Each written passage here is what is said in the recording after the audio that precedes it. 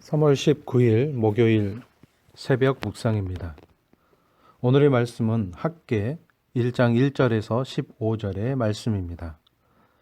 다리오 왕 제2년 여섯째 달 곧 그 달 초 하루에 여호와의 말씀이 선지자 학개로 말미암아 스알디엘의 아들 유다 총독 스룹바벨과 여호사닥의 아들 대지사장 여호수아에게 임하니라. 이르시되 만군의 여호와가 이같이 말하여 이르노라. 이 백성이 말하기를 여호와의 전을 건축할 시기가 이르지 아니하였다 하느니라. 여호와의 말씀이 선지자 학개에게 임하여 이르시되 이 성전이 황폐하였거늘 너희가 이때에 판벽한 집에 거주하는 것이 옳으냐. 그러므로 이제 만군의 여호와가 이같이 말하노니 너희는 너희의 행위를 살필지니라. 너희가 많이 뿌릴지라도 수확이 적으며 먹을지라도 배부르지 못하며 마실지라도 흡족하지 못하며 입어도 따뜻하지 못하며 일꾼이 삭슬 받아도 그것을 구멍 뚫어진 전대에 넣음이 되느니라. 만군의 여호와가 말하노니 너희는 자기의 행위를 살필지니라. 너희는 산에 올라가서 나무를 가져다가 성전을 건축하라. 그리하면 내가 그것으로 말미암아 기뻐하고 또 영광을 얻으리라. 여호와가 말하였느니라. 너희가 많은 것을 바랐으나 도리어 적었고 너희가 그것을 집으로 가져갔으나 내가 불어버렸느니라. 나 만군의 여호와가 말하노라. 이것이 무슨 까닭이냐. 내 집은 황폐하였으되 너희는 각각 자기의 집을 짓기 위하여 빨랐음이라. 그러므로 너희로 말미암아 하늘은 이슬을 그쳤고 땅은 산물을 그쳤으며 내가 이 땅과 산과 곡물과 새 포도주와 기름과 땅의 모든 소산과 사람과 가축과 손으로 수고하는 모든 일에 한재를 들게 하였느니라.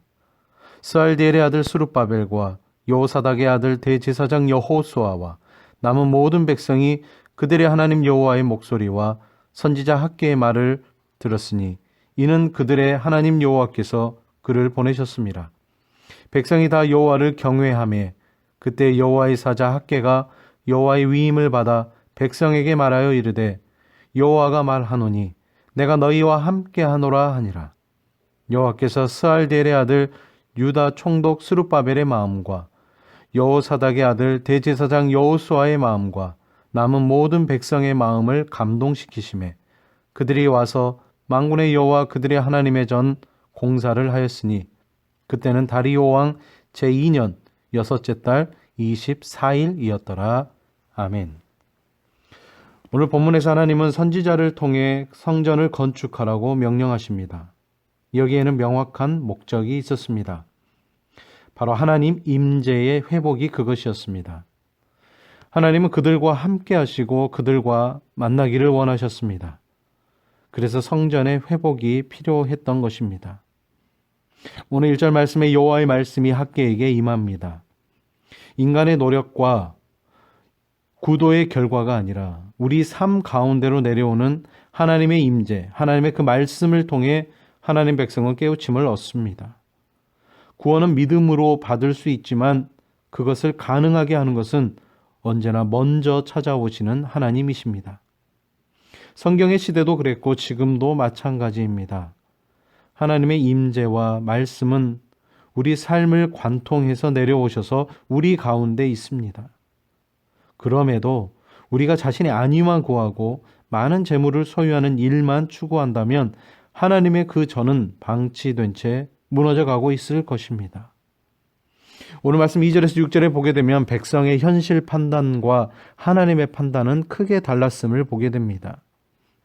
백성은 아직 때가 아니라고 생각했지만 하나님은 그들의 번듯한 그 말이 아닌 행위를 보셨습니다. 성경에서 하나님이 가장 싫어하는 것들 중 하나가 있다면 바로 기만입니다.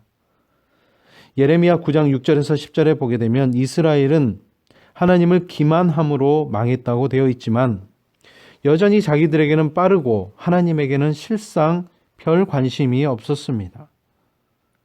이제 학개 선지자는 냉철하게 살펴볼 것을 명령합니다. 너희가 너희 자신을 위해 그렇게 열심히 살았는데 그렇다면 결과는 만족스럽냐라고 묻고 있습니다.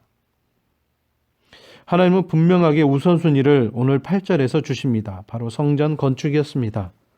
그리고 백성의 삶이 곤고한 이유는 하나님의 전이 완성되지 않았기 때문임을 알려주십니다. 하나님의 백성에게 하나님을 만나고 예배하고 하나님께 속죄받아 회복하고 용기를 얻는 이 공간은 다른 어떤 공간보다 중요한 곳입니다.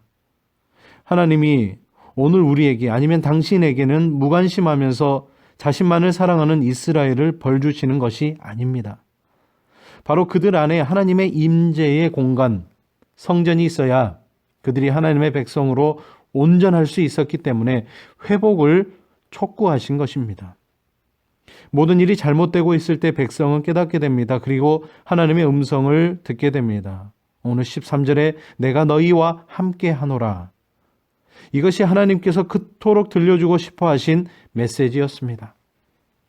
하나님은 우리와 함께 하길 원하십니다. 그래서 성전이 필요했습니다. 고린도전서 3장 16절에 지금은 성도가 성령이 거하시는 성전이라고 말씀합니다.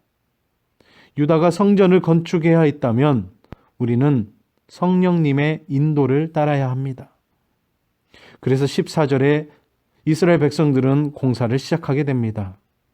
그들 삶의 조건들은 변하지 않았기 때문에 역사의 결과물은 초라했습니다. 바로 2장 3절에 나오는 그 초라한 건물에 대해 말씀합니다. 그들은 더 좋은 여건에서 번듯하게 성전을 준공하고 싶었을 것입니다. 하지만 그것은 그들 생각입니다. 하나님은 떨기나무도 시내산 꼭대기도 천막도 상관없으셨습니다. 그저 백성과 만날 수 있는 그 접점만 있으면 되었습니다. 그것이 실패했을 때 아무리 아름다운 솔로몬이 지었던 그 성전이라도 망설임 없이 붕괴시키셨습니다. 우리는 하나님과 함께 해야 합니다. 그 시작은 우리 안에 계시는 성령님입니다. 성령이 우리와 함께 하실 때 우리는 하나님의 성전이 됩니다. 하나님과 함께하는 성도, 하나님과 함께하는 크리스찬은 속죄와 회복을 얻게 됩니다. 능력의 하나님이 우리와 함께 하십니다. 우리가 가장 먼저 하나님 앞에 해야 할 일이 있다면 마음속에서 말씀하시는 그 성령 하나님의 음성을 듣는 것입니다. 오늘 이 하루도 주님의 음성을 듣는 모든 하루의 한 날 되시기를 바라면서 이 말씀을 전해드렸습니다. 기도하겠습니다. 사랑의 하나님 감사합니다. 하나님을 만나기 위해 하나님께서 우리에게 찾아오심을 우리는 믿습니다. 우리는 종종 눈에 보이지 않는 하나님보다 눈에 보이는 안전과 안정, 편안과 평안을 더 중요시 할 때가 참 많이 있습니다. 그래서 우리는 보이지 않는 성전을 내면에 세우는 것이 어려워 보일 때도 참 많습니다. 하지만 하나님의 말씀으로 내면을 채우게 될 때 자연스럽게 하나님의 성전이 세워짐을 오늘 우리는 말씀을 통해 깨닫게 됩니다. 하나님, 우리에게 말씀하여 주시고 이 한 달의 모든 삶이 성령 하나님과 교제하며 동행하는 이 한 달의 삶이 되게 하여 주옵소서. 특별히 이 나라 가운데 이 시국 가운데 어려움이 있습니다.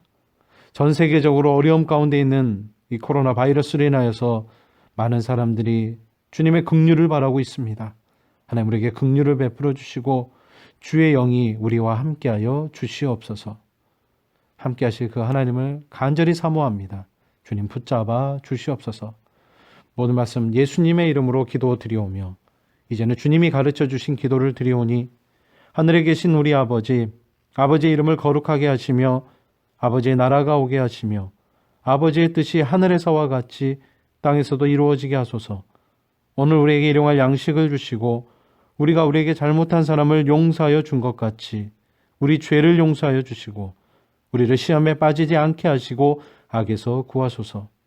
나라와 권능과 영광이 영원히 아버지의 것입니다. 아멘.